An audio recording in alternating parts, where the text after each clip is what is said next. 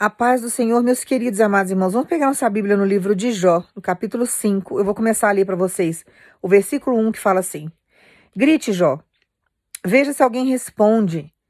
Que anjo você vai chamar? Ficar desgostoso e amargurado é loucura, é falta de juízo, que leva à morte. Uma vez vi um homem sem juízo, que parecia estar progredindo na vida, mas eu amaldiçoei a família dele. E os seus filhos não têm segurança nos tribunais e são condenados injustamente, e não há ninguém que os defenda. Os famintos ficam cobiçando as suas riquezas, devoram as suas colheitas, pegam até o trigo que nasce entre os espinhos, e a aflição não brota da terra, a desgraça não nasce do chão. Somos nós mesmos que causamos o sofrimento, tão certo como as faíscas das brasas voam para cima. Aqui, irmãos, nesse capítulo, Elifaz, que era um dos amigos de Jó, tem esse diálogo com Jó. Elifaz amava Deus também, ele conhecia o Senhor. Mas ele quer, assim, confortar o coração de Jó nesse momento, dizendo para Jó que o que ele estava passando era culpa dele, que ninguém passa por uma provação se não houver um motivo diante de um pecado. Então, que as falhas de Jó estavam fazendo com que ele viesse perder tudo, viesse estar naquela doença terrível, que tudo aquilo que ele viesse viver naquele momento era motivo de alguma situação que ele mesmo tinha provocado. Então, ele começa a ter esse diálogo com Jó, e ele é convicto naquilo que ele faz. E muitas vezes nós passamos por situações assim. Muitas vezes pessoas chegam para você e questionam a aprovação que você está vivendo, como se você tivesse feito algo de errado, e as lutas que você está passando não são umas lutas assim que não há um motivo aparente, né? Precisa existir um motivo. E muitas vezes você ouve isso até de pessoas que conhecem o Evangelho. Quem está no mundo sempre fala, está pagando por alguma coisa, né? E quem está diante de um Evangelho, às vezes até dentro de uma religiosidade, vem e nos condena falando que nós fizeram alguma coisa de errado. Você ofendeu a Deus de algum jeito. Você está com algum pecado oculto, né? Eles usam até um termo dentro da igreja falando que nós temos pecados de estimação. Então as pessoas vão sempre nos crucificando desse jeito para tentar justificar a aprovação que a gente está passando. Mas nem sempre a aprovação que nós estamos vivendo significa que nós estejamos em pecado, que nós agredimos a Deus de alguma forma. Deus muitas vezes permite a provação para que Ele possa fazer a exaltação que Ele nos prometeu. Então tem processo de humilhação que eu passo na minha vida e que você está passando na sua vida, que não é porque você está entupido de pecado, que você ofendeu a Deus de algum jeito e você agora está vivendo a ira de Deus. Não é isso. É que Deus quer te levar para uma exaltação tão grande que Ele leva você para uma prova. E a prova que você passa, ela é tão grande quanto o processo de exaltação que Deus tem. Porque a exaltação é muito maior até do que o processo da provação que você está vivendo, da humilhação que você está vivendo. Então as pessoas não entendem isso. E se você for tentar explicar, fica pior ainda.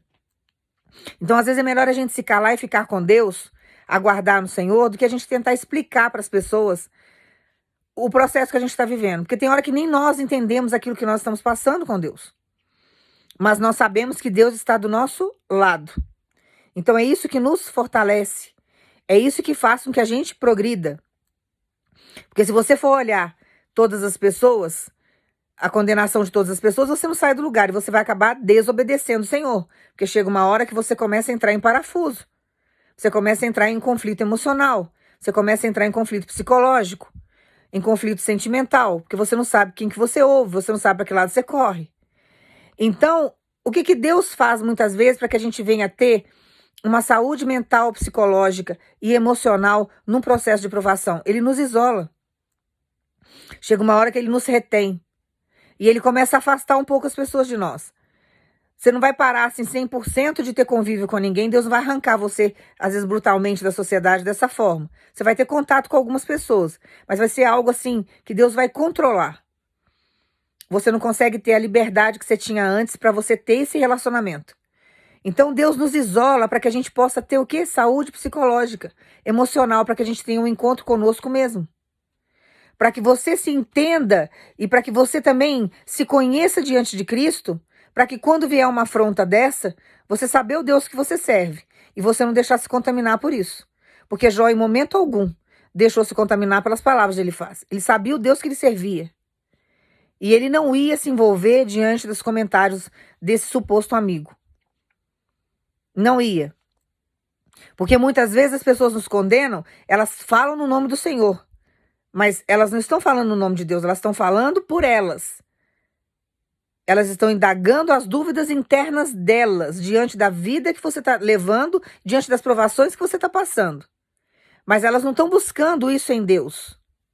Não estão. Mas elas falam como se fosse Deus mandando uma mensagem para você. E aí você entra em parafuso. Você começa a sair do centro da vontade do Senhor. Isso é um perigo. Nós não podemos agir assim. Inúmeras vezes eu fui questionada, sabe, com relação a tudo.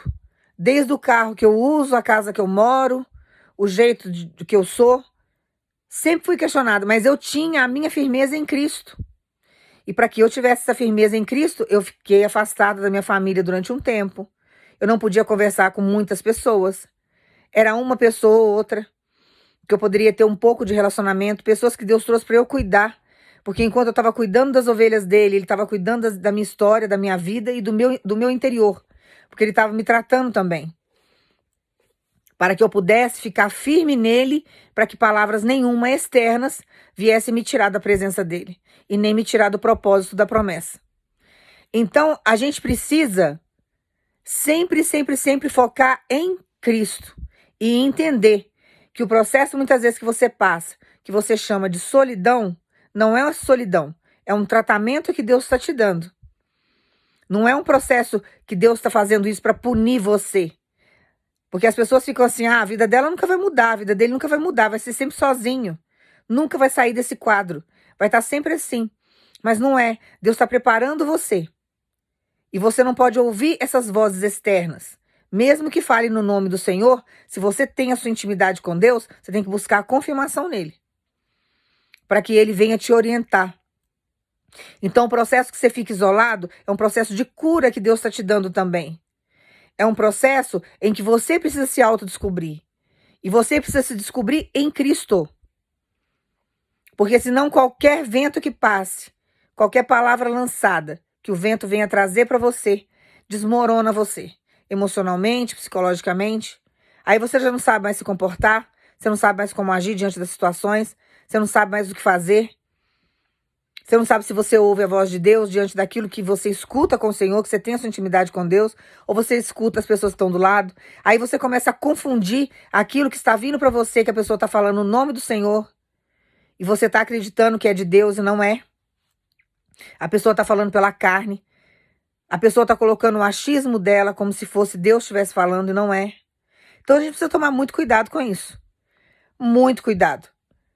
Tá? Então Deus está falando para você, eu vou mudar a sua história. Como ele mudou a vida de Jó. Deus é o mesmo. Do mesmo jeito que Deus fez na vida de Jó, Deus fará na sua. E esse processo que ele está fazendo com você, de isolar você às vezes de algumas situações, ou não permitir que você vá em determinados lugares, não é para matar você.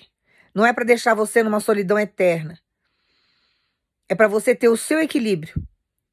E para que você venha ter equilíbrio em Cristo. Porque uma vez que Deus falar vá, você vai. Uma vez que Deus falar fica, você fica. Porque uma pessoa desequilibrada não obedece ao Senhor. E você precisa ter equilíbrio em Cristo. E na hora que você firmar essa intimidade com Deus, você vai saber se aquilo que a pessoa está falando para você condiz com o que Deus já te fala. Você vai ter uma conversa com ele.